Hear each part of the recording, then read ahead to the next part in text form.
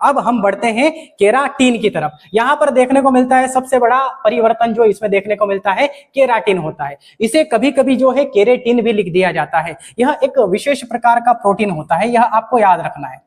एक विशेष प्रकार का क्या होता है? प्रोटीन होता है। जबकि यह क्या होता है? यह एक विटामिन होता है और इसे विटामिन ए में प्रदर्शित किया जा सकता है। यह मैंने आपको बताया। क्यों बताया है? क्योंकि गाजर का जो लाल रंग है वह केरोटीन के कारण होता है। और आप सभी ने सुना होगा कि विटामिन ए की कमी से रतौंधी रोग होता है, कलर ब्लाइंडनेस हो जाता है। और अगर आप गाजर खाते हो तो गाजर विटामिन ए का एक अच्छा स्रोत है, उससे आपका रतौंधी रोग धीरे धीरे क्या हो सकता है? खत्म हो सकता है। इसीलिए हम कहेंगे कि इसे विटामिन ए में प्रदर्शित किया जा सकता है। और यह एक प्रकार का प्रोटीन है। इसके निर्माण की अगर हम बात करते हैं कि इसका निर्माण कैसे होता है, इसका निर्माण जो है वह आपका एक ऊतक से होता है। इस ऊतक का नाम है उपकला ऊतक। क्या नाम है इसका? इसका नाम है उपकला ऊतक।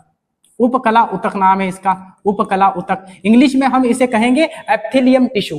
जब हम टिश्यू पढ़ेंगे तो पूरा वहां पर टिश्यू पढ़ेंगे कि टिश्यू कितने प्रकार के होते हैं, कौन कौन से टिश्यू होते हैं, किसका कौन सा काम होता है। यह उपकला ऊतक होता है, इससे इसका केरोटिन का निर्माण होता है। अगर हम देखेंगे यहाँ पर केरोटिन को, तो केरोटिन भी आपका दो प्रकार का होता है। केरोटिन भी कितने प्रकार का होता है? केरोटिन भी दो प्रकार का होता है। एक होता है आपका अल्फा केरोटिन। एक कौन सा होता है?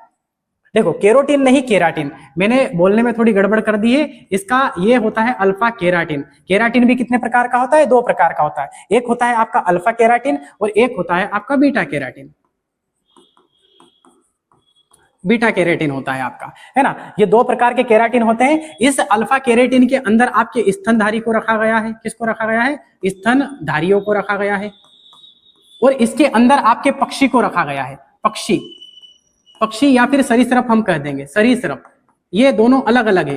पक्षी और सरीसृप को इसके अंतर्गत रखा गया है। अब देखो, स्तनधारियों में स्तनधारी किसे कहते हैं? तो वैसे जीव जंतु जो अपने बच्चों को दूध पिलाते हैं उन्हें स्तनधारी कहते हैं। अब स्तनधारी के अंदर एक तो होते हैं आपके मानव और एक होते हैं आपके जानवर, ठीक है। तो यहाँ पर हम देखेंगे कि ये जो आपके मानव होते हैं, मानव के जो बाल होते हैं, बाल, एक तो बाल होते हैं, एक नाखून होते हैं, नाखून, और एक होती है त्वचा। बाल, नाखून और त्वचा। एक तो बाल होते हैं, एक नाखून होती है, एक त्वचा होती है। इन तीनों के अंदर केरोटिन पाया जाता है।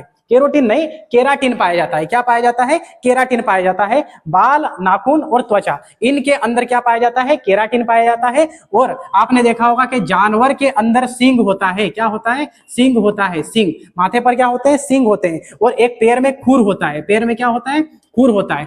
इन सींग और खुर जो होते हैं, इनमें भी आपका केराटिन पाया जाता है। केराटिन जो होता है वह दो प्रकार का होता है तथा यह नरम और कठोर भी होता है। हमारी त्वचा को मुलायम बनाने का कार्य तथा बाहर से मजबूत प्रदान करने का कार्य भी कौन करता है? केराटिन करता है।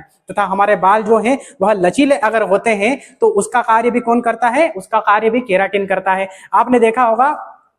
और अगर बीटा कैरोटीन की अगर हम बात करेंगे, बीटा केराटिन की, तो बीटा केराटिन में आपने देखा होगा कि जो पक्षी है, पक्षी की चोंच रहती है। पक्षी की क्या होती है? चोंच होती है। और एक होते हैं पक्षी के पंख। इन दोनों में भी आपका बीटा केराटिन पाया जाता है। लेकिन अगर बात करेंगे बाल, नाखून और त्वचा, सिंग और खुर की, तो इनमें अल्फा केराटिन पाया जाता है। लेकिन बात करेंगे पक्षियों की चोंच और पंख की, तो इनमें बीटा केराटिन पाया जाता है। आपने देखा होगा कि बहुत सारी जो गर्ल्स होते हैं और बहुत सारे जो बॉयज होते हैं वह ब्यूटी पार्लर में जाते हैं और अपने बाल को स्ट्रेट करवाते हैं। जब स्ट्रेट करवाते हैं वो, तो एक चिमटे के सहायता से करवाते हैं। उसकी वजह से उनके बाल कुछ जल भी जाते हैं। उसके बाद में एक केराटिन के कैप्सूल आते हैं। तो केराटिन के जो कैप्सूल आते हैं, उन केराटिन के कैप्सूल से उनके बालों को सिल्की किया जाता है तथा स्ट्रेट किया जाता है। वह एक विशेष प्रकार का प्रोटीन होता है। वह प्रोटीन कौन सा होगा? वह आपका अल्फा केराटिन प्रोटीन होगा। कौन सा होगा? अल्फा केराटिन प्रोटीन होगा। आशा करता हूं कि आपको जो है केरोटिन और केराटिन में बहुत अच्छे से समझ में आया होगा अंतर। अब देखते हैं, हम इसको चित्र के माध्यम से देख लेते हैं। यहाँ पर क्या देखिए, यहां पर दिखा रखा है कि गाजर जो होता है उसमें केरोटीन होता है और केराटिन एक विशेष प्रकार का प्रोटीन है जो कि कैप्सूल के रूप में आता है। एक प्रोटीन है ये। अब यहां पर हम देखते हैं चित्र के माध्यम से कि ये आपकी गाजर है। इसमें आपका ये जितने भी पदार्थ दिख रहे हैं आपको, ये सारे के सारे केरोटीन से बनने वाले पदार्थ है या फिर इनके अंदर केरोटीन पाया जाता है। तो गाजर का जो लाल या पीला रंग है वह केरोटीन के कारण होता है। यह अंडे का अंदर वाला भाग है, पीला पीला, इसमें भी क्या होगा? केरोटीन होगा। यहाँ स्पष्ट तरीके से दिखाई दिया है। ये केरोटिन है और यह आपका दूध है। दूध का जो पीलापन होता है वह भी केरोटिन के कारण होता है। अब हम देखते हैं केराटिन का।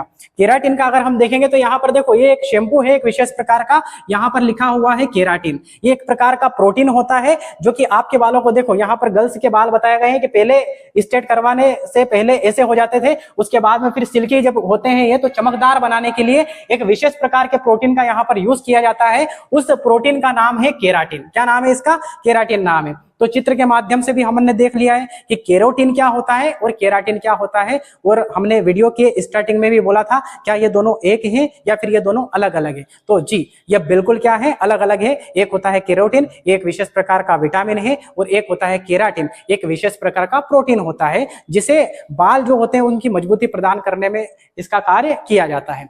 अब ये तो हमारा पूरा हो चुका है कि केरोटिन और केराटिन दोनों में क्या बेसिक अंतर है। तो इसी प्रकार से साइंस के बेसिक कॉन्सेप्ट को समझने के लिए आप बने रहिए हमारे साथ, और कुछ ही इसी प्रकार के वीडियो के साथ, कुछ इसी प्रकार के शब्दों के साथ, कुछ इसी प्रकार के विचारों के साथ हम बने रहेंगे। और आप जो है इस सिलेबस से डरने की आवश्यकता नहीं है। किनारे तक ही अंदेशे है सारे, उतर जाओ तो दरिया कुछ नहीं। इसीलिए आप जो है पढ़ते रहिए कि क्यों डरे, जिंदगी से क्या होगा, अगर कुछ नहीं होगा तो तजुर्बा होगा।